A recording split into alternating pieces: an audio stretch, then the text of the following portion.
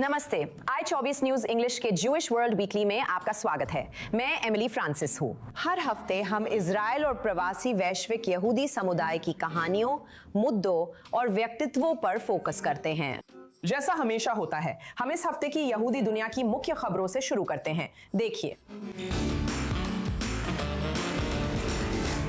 Mark Carney ने कहा कि कनाडा यहूदी कनाडाइयों का साथ देने में नाकाम हो रहा है और यहूदी विरोधी भावना बढ़ रही है। उन्होंने मार्क गोल्ड के नेतृत्व में यहूदी विरोधी नफरत से निपटने के लिए नया धार्मिक सलाहकार परिषद शुरू किया। पिछले साल धार्मिक घृणा अपराधों में 2/3 से अधिक यहूदी कनाडाइयों के खिलाफ हुए, जबकि वे केवल 1% आबादी हैं। पुलिस हाल ही में सामने आए फुटेज की जांच कर रही है, जिसमें डैम हेलेन मिरेन को लंदन की सड़कों पर अपमानित किया गया। ऑस्कर विजेता को दुष्ट सियोनिस्ट कहा गया। मिरेन यहूदी नहीं है, पर उन्होंने कई बार इजराइल का दौरा किया और गोल्डा मेयर जैसी यहूदी हस्तियों की भूमिका निभाई।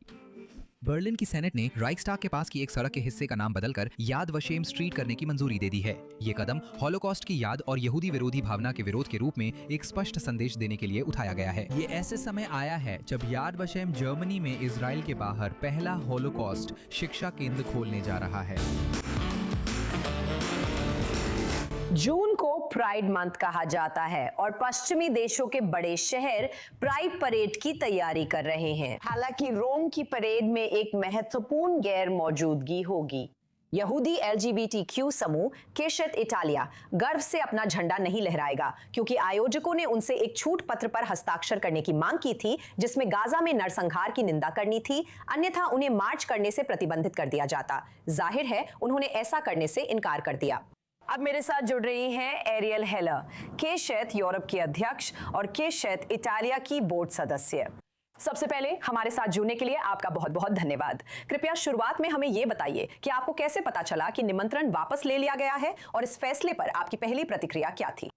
तो मैं वास्तव में रोमा प्राइड आयोजकों के साथ बैठक में था। क्या हुआ था, मेरा मतलब है, ये स्थिति 2025 में शुरू हुई थी, जब हमें रोमा प्राइड 2025 के दौरान हमारे फ्लोट पर 30 हमलों का सामना करना पड़ा था। लोग हमें आतंकवादी हत्यारा कह रहे थे, जबकि हमारे पास कोई राष्ट्रीय झंडा भी नहीं था। मामला सिर्फ इतना था कि हम यहूदी और क्वियर थे। हमने बार बार रोमा प्राइड आयोजक से अनुरोध किया है कि वे स्पष्ट रुख अपनाएं और वास्तव में हमें कोऑर्डिनेट में भाग लेने की अनुमति दे, जो स्थानीय LGBTQ+ संगठन की सभा है। और 25 मई की बैठक के दौरान उन्होंने वास्तव में हमें बताया कि इस कोऑर्डिनेट में हमारा स्वागत नहीं है। लेकिन इतना ही नहीं, उन्होंने हमें ये भी बताया कि इस साल से हमें परेड के दौरान ट्रक रखने की अनुमति नहीं होगी। और आप जानते हैं, ट्रक होना सिर्फ किसी समुदाय के लिए दृश्यता ही नहीं देता, बल्कि सुरक्षा भी देता है। क्योंकि पिछले साल जो हुआ, उसके बाद आप कल्पना कर सकते हैं कि हमारे लिए बिना इस प्लेटफॉर्म की सुरक्षा के सुरक्षित रूप से भाग लेना असंभव है। और इसलिए मैं मीटिंग में था, मैं आयोजकों के साथ मीटिंग में था। तो असल में मैं सबसे पहले जानकारी पाने वालों में से एक था। असल में मैंने 2 साल तक रोमा प्राइड के लिए काम किया है, तो ये मेरे लिए वाकई बहुत कठिन और भावनात्मक पल था। और फिर उन्होंने ये बयान जारी किया। ये बयान 5 मिनट बाद जारी किया, और मान लीजिए कि 10 मिनट बाद हमने बैठक समाप्त की और वे इस प्लेटफॉर्म का इस्तेमाल इतनी छोटी संस्था के खिलाफ कर रहे थे, जैसी कि स्केची इटालिया है। ये परेशान करने वाला है, ये घिनौना है। और यहाँ यूरोप में 2026 में भी यहूदी अभी भी भाग नहीं ले सकते। मैं तो कहना भी नहीं चाहता प्राइड जैसे आयोजन के बारे में, लेकिन आमतौर पर खासकर सामाजिक संदर्भ में ऐसे आयोजनों में आप जानते हैं। क्या आपने वास्तव में पिछले कुछ वर्षों में अपने समूह और समुदाय के अन्य सदस्यों के प्रति व्यवहार में कोई बदलाव देखा है, ना सिर्फ रोम प्राइड जैसी संस्थाओं में, बल्कि आम लोगों में भी? अगर हम 3 साल पहले अपनी भागीदारी को देखें, तो वो एक खास पल था। जब परेड के दौरान भीड़ ने हमारा उत्साहवर्धन किया था। बिल्कुल, हमेशा से कुछ छोटे छोटे यहूदी विरोधी हमले होते रहे हैं, लेकिन वे उतने जोरदार और खतरनाक नहीं थे जितना कि पिछले साल हुआ था। आप जानते हैं, हमने 1 साल के लिए रुकने का फैसला किया क्योंकि हमें सुरक्षा कारणों और आंदोलन के साथ तालमेल को लेकर खतरा महसूस हुआ था। और फिर हमने पिछले साल अपनी यूरोपीय संस्था के साथ रोम प्राइड में फिर से भाग लिया, और इस साल आप जानते हैं आयोजकों द्वारा भी यह बदलाव स्पष्ट कर दिया गया था। लेकिन आमतौर पर लोग आप जानते हैं हमारे संगठन के प्रति अपना रुख बदल रहे हैं, लेकिन फिर भी हम एक ऐसा संगठन है जो इटली और यूरोप के यहूदी क्वियर लोगों द्वारा झेली जा रही यहूदी विरोधी और क्वियर विरोधी भेदभाव की समस्याओं पर केंद्रित है। कई बार हमारा इजराइल से कोई संबंध नहीं होता और कुछ सदस्य वहां वोट भी नहीं देते। हम नहीं कर सकते, मेरे पास नेतन्याहू का नंबर भी नहीं है, तो मैं उन्हें फोन नहीं कर सकता कि वो रुक जाए। तो बात ये है कि अभी जो रवैया क्वियर मूवमेंट का है वो ये है कि हमें एक पक्ष लेना चाहिए, लेकिन जैसे कि वो IRA की परिभाषा के अनुसार किसी यहूदी व्यक्ति से यह मानना कि वह किसी विदेशी देश की कार्रवाइयों पर पक्ष ले यह अपने आप में यहूदी विरोधी होने का एक रूप है। तो ये थोड़ा दुर्भाग्यपूर्ण है। एरियल, आपका बहुत बहुत धन्यवाद। एरियल हेलर, केशित यूरोपा की अध्यक्ष, धन्यवाद और आपको भविष्य के लिए ढेर सारी शुभकामनाएं। इस मंच के लिए हमें ये स्थान देने के लिए आपका बहुत बहुत धन्यवाद। ये संदेश पूरे महाद्वीप, पूरे इजराइल और हर जगह फैलाना वास्तव में बहुत महत्वपूर्ण है।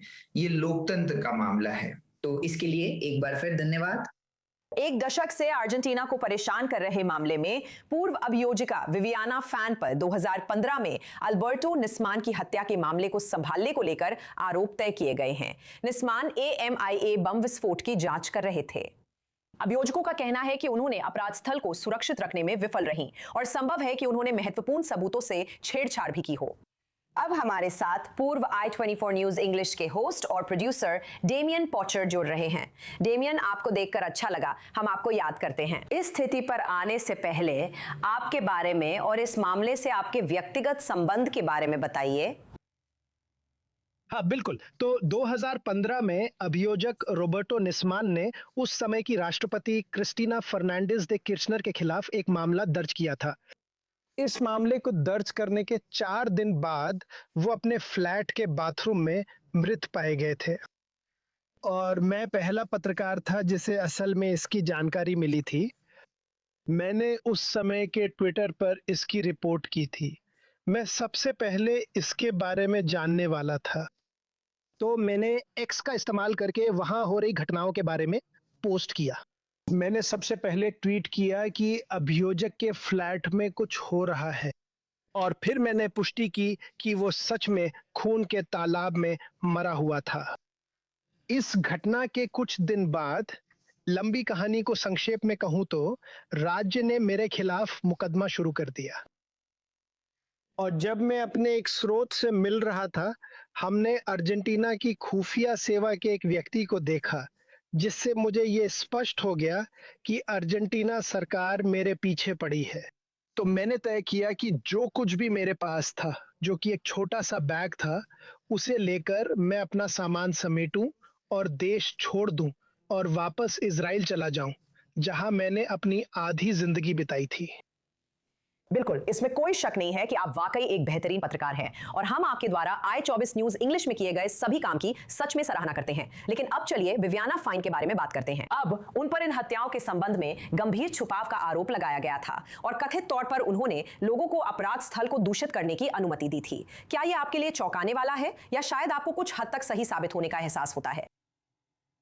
नहीं, बिल्कुल नहीं। शुरू से ही हमें पता था कि पूरे न्यायिक प्रक्रिया में और खासकर अपराध स्थल को लेकर के मामले में कुछ बहुत अजीब था।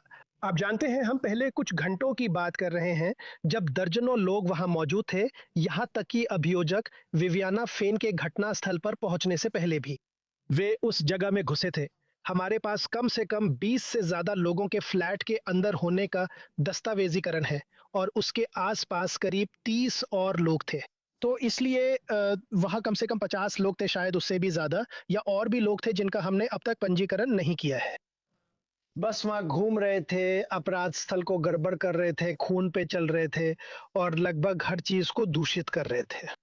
और ये मेरे लिए, ये अर्जेंटीना समाज के अधिकांश लोगों के लिए कोई झटका नहीं था। अधिकांश लोग मानते हैं कि ये जानबूझकर किया गया था, ताकि बाद में जांच करने वालों के लिए ये साबित करना और भी मुश्किल हो जाए कि ये लगभग एक हत्या थी। शुरुआत से ही सरकार ने अपने मीडिया के साथ ये सिद्धांत, ये कहानी आगे बढ़ाई कि अभियोजक निस्मान ने आत्महत्या की थी। तो अपराध स्थल पूरी तरह अस्त व्यस्त हो गया और आज तक ये वास्तव में बहुत मुश्किल है ये स्वीकार करना कि वहां वास्तव में क्या हुआ था। लेकिन अर्जेंटीना की न्यायिक अधिकारियों के अनुसार ये एक हत्या थी और ये काफी स्पष्ट था। अब अर्जेंटीना राजनीतिक रूप से एक बहुत ही अलग जगह बन गया है 10 साल पहले की तुलना में। हम राष्ट्रपति जेवियर मिले को यहूदी प्रेमी और संबंधों में बदलाव लाने वाले के रूप में जानते हैं, जो इजराइल जा रहे हैं और संभवतः उनके दादा दादी में से एक यहूदी रब्बी थे। तो क्या आपको लगता है कभी एएमआईए पीड़ितों और निस्मान को न्याय मिलेगा? मैं बहुत आशावादी हूं। जो ये सरकार इस मामले में कर रही है उस पर मुझे लगता है कि इसमें काफी प्रगति हुई है। मेरा मानना है कि अर्जेंटीना का अमेरिका और इजराइल के साथ मेलजोल इस मामले को आगे बढ़ाने के लिए नए अवसर ला सकता है। और इसका कारण ये है कि अर्जेंटीना पूरी तरह से विपरीत पक्ष के साथ, ईरान के साथ, उन लोगों के साथ जो ब्यूनस आयर्स में बमबारी करते हैं, उनके साथ जुड़ा हुआ था। उन्होंने उनके साथ गठबंधन किया था। राष्ट्रपति फर्नांडीज दे किर्चनर, उन्होंने ही ईरान के साथ समझौता ज्ञापन भेजा था जो पूरी तरह से चौंकाने वाला था। और अल्बर्टो निस्मान ने वास्तव में इसे एक सबूत के रूप में इस्तेमाल किया ताकि वो उस पर्दाफाश को उजागर कर सकें जो फर्नांडीज दे किर्चनर प्रशासन ईरानियों के पक्ष में ईरानी फायदे के लिए कर रहा था। इसलिए मैं काफी आशावादी हूं, लेकिन मेरे व्यक्तिगत स्तर पर भी बुरे अनुभव रहे हैं और अर्जेंटीना की व्यवस्था के साथ भी। इसलिए मुझे उम्मीद है नया सबूत सामने आएंगे, शायद अगले कुछ महीनों में। जरूरी नहीं कि अर्जेंटीना की तरफ से, बल्कि विदेशी एजेंसियों या अर्जेंटीना के साथ जुड़े विदेशी तत्वों द्वारा।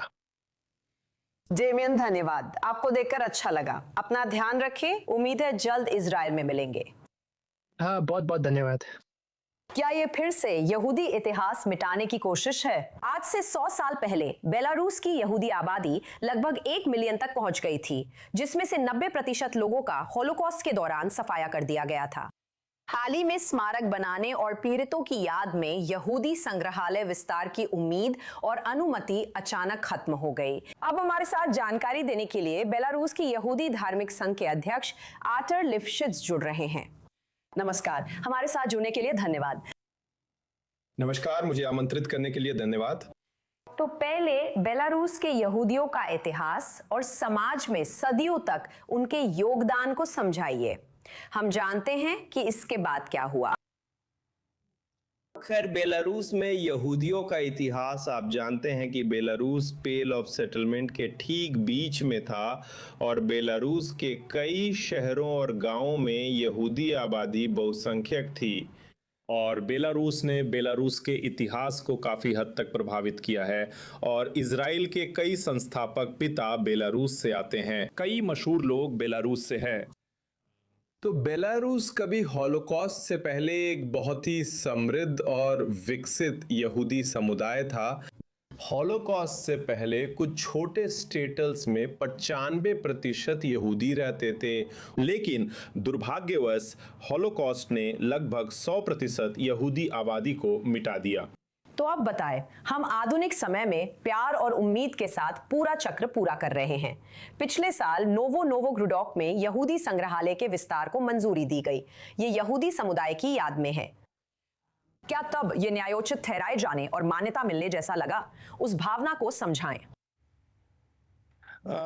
खैर, बेलारूस में नोवोग्रोडोक एक बेहद अनोखी जगह है। नोवोग्रोडोक में यह यहूदी बस्ती से सबसे सफल पलायन था, जहां कैदियों ने सुरंग खोदकर भागने में सफलता पाई थी और 232 से अधिक यहूदी बस्ती के कैदी उस सुरंग के जरिए भाग निकले थे। उनमें से सभी जीवित नहीं बचे, लेकिन 100 से अधिक लोग बच गए और वो सुरंग 200 मीटर लंबी थी। एक साल से भी पहले यहूदी समुदाय और यहूदी धार्मिक संघ ने मिलकर तय किया कि बेलारूस में होलोकॉस्ट संग्रहालय के लिए एक जगह होनी चाहिए और हमने तय किया कि नोवोग्रोडोक को वो जगह बनाया जाए, क्योंकि हम इसकी इतिहास और यहाँ हुई अद्भुत और अनोखी भागने की घटना को जानते हैं। और हमने दूसरे बड़े चैरिटेबल फाउंडेशन पीस के साथ मिलकर नोवोग्रोडोक नगर पालिका के साथ एक समझौते पर हस्ताक्षर किए हैं ताकि एक हॉलोकॉस्ट म्यूजियम बनाया जा सके, खोला जा सके। असल में सिर्फ हॉलोकॉस्ट म्यूजियम नहीं, बल्कि नोवोग्रोडोक में हॉलोकॉस्ट और यहूदी प्रतिरोध का म्यूजियम, जो पहले से ही मौजूद यहूदी प्रतिरोध के म्यूजियम पर आधारित है, जो 2007 से शहर में सक्रिय है। और 2025 में हमने प्रदर्शनी का विस्तार करने का फैसला किया ताकि वास्तव में विस्तार किया जा सके। कहानी को आगे बढ़ाएं और नोवोग्रोडोक को होलोकॉस्ट व यहूदी प्रतिरोध म्यूजियम के रूप में पहचान दिलाएं। हमने समझौते पर हस्ताक्षर किए हैं। हमने एक अंतर्राष्ट्रीय संगोष्ठी आयोजित की जिसमें होलोकॉस्ट विशेषज्ञ पूरी दुनिया से आए थे, जैसे अमेरिका, यूके, कनाडा, इजराइल, रूस, बेलारूस। मार्टिन डीन, जोआना मिखलिच और अन्य लोग भी संगोष्ठी सम्मेलन में शामिल थे और हमने सलाहकार परिषद बनाई।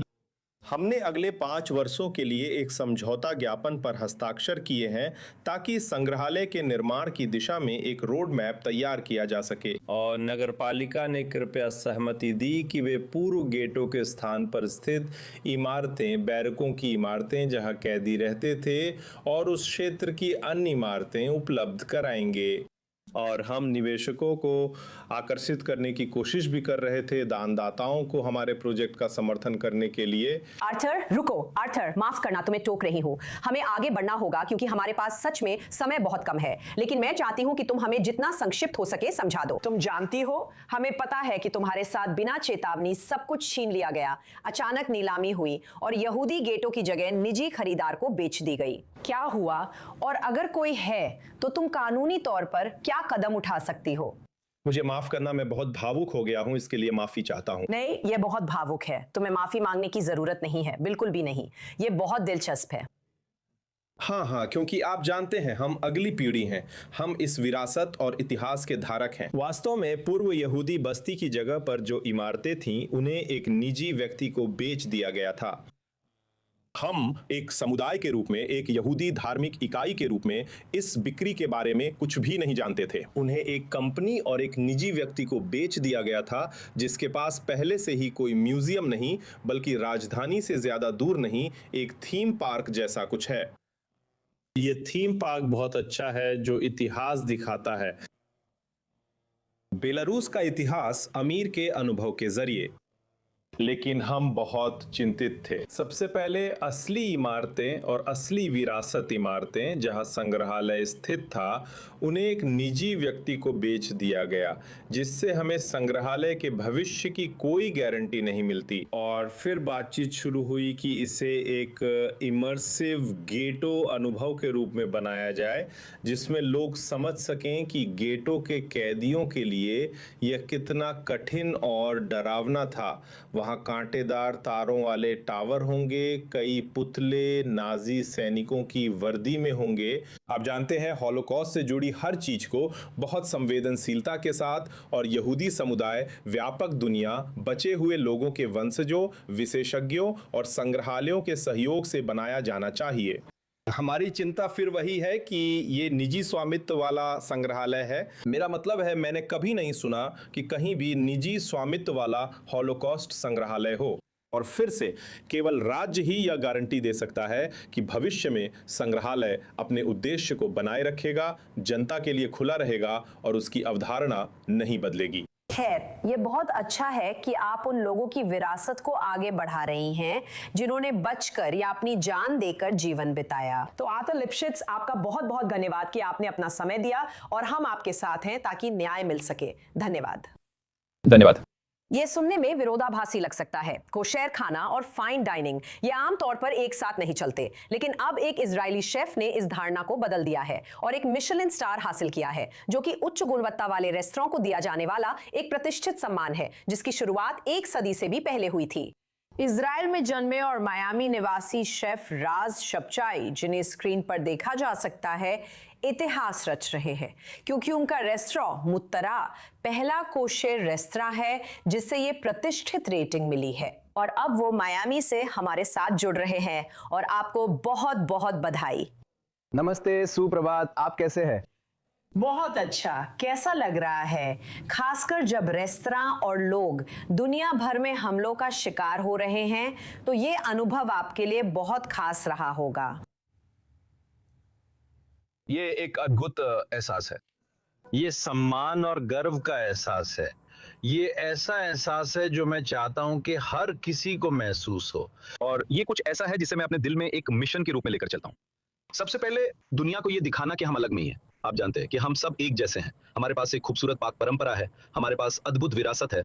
और उन दिनों मैं लोगों को ये दिखाना चाहता था कि हमारी जिंदगी में कुछ खूबसूरत उजाले के बिंदु हैं। आप जानते हैं। हाँ, तो हमें अपने बारे में थोड़ा बताइए। मुझे पता है कि आप यरूशलेम में पली बढ़ी। आपने 13 साल की उम्र में बर्तन धोने से शुरुआत की थी। क्या आप सफ्ता की सू शेफ थी? लगता है उनका आपके साथ खास रिश्ता था। क्या उन्होंने आपको प्रेरित किया? हाँ, मेरी सफ्ता मुचा, वो हमेशा मेरी सबसे बड़ी शेफ रहेंगी जिनसे मैं देखूंगा, सीखूंगा और कद्र करूंगा।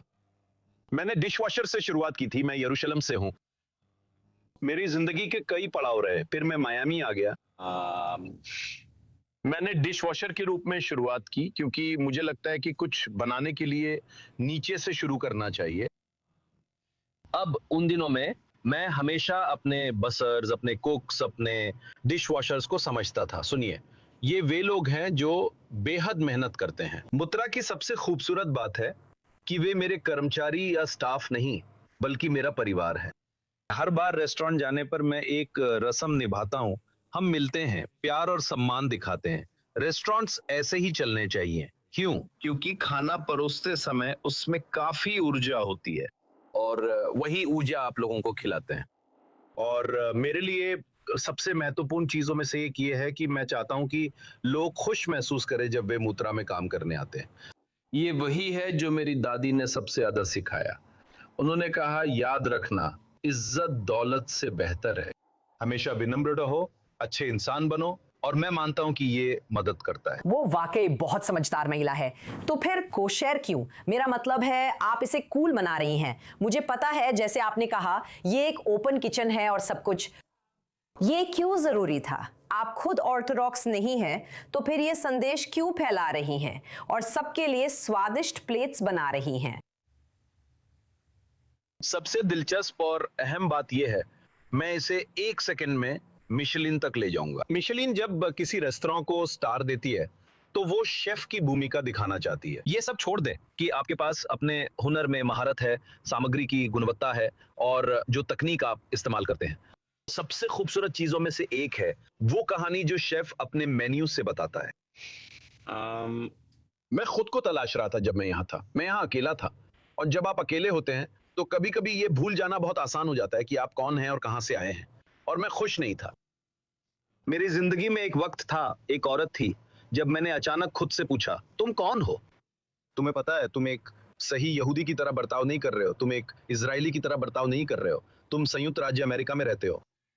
फिर मुझे एहसास हुआ, जब लोग पूछते हैं कि मैं कोशर खाना क्यों बना रहा हूं, तो जवाब सीधा है, यही मैं हूं, यही मेरी कहानी है, यही मेरी विरासत है, यही मेरा धर्म है। यही मेरी विरासत है और यही मेरी दादी ने मेरे लिए बनाया था। उन्होंने मेरे लिए कभी भी गैर कोशर खाना नहीं बनाया। तो मेरे लिए ये कहानी सुनाना, मुझे खुद और भगवान के प्रति वफादार रहना है। और आखिर में मैं, मेरा खूबसूरत अद्भुत साथी माइकल, मेरा मैनेजर नोआ, हमें एक बात समझनी है। भगवान ने मौका दिया है जिसे मैं भूलना नहीं चाहता। मैं बस आपको कुछ दिखाना चाहता हूं।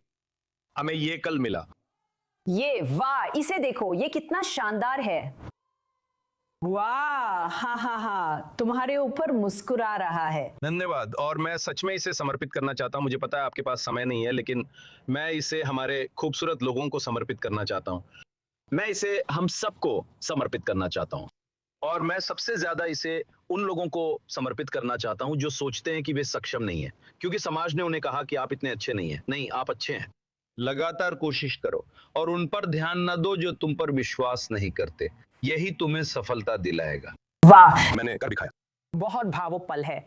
एक बार फिर धन्यवाद। जूइश वर्ल्ड वीकली देखने के लिए धन्यवाद। आज का शो आपके लिए काफी भरा पूरा था। आपका सप्ताह शानदार हो। अगले हफ्ते यही मिलेंगे।